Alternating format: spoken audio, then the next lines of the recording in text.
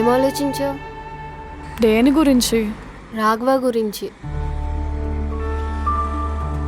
నాకు అసలు నిజంగానే ఏం చేయాలో అర్థం కావట్లేదే. అయినా రాఘవ్ కూడా నా మీద ఫీలింగ్స్ ఉండాలి కదా. అసలు రాఘవ్కి ఈ ప్రేమ పెళ్లి వీటి మీద నమ్మకమే లేదు.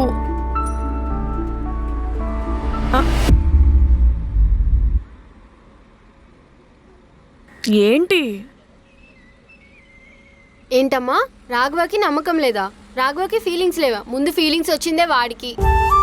నీకు నమ్మకం లేదని నిన్ను ఎలా మార్చాలో అర్థం కాక పిచ్చోడైపోయి నిన్ను దూరం చేసుకోలేక వెళ్ళిపోతున్నాడు. ఏంటి?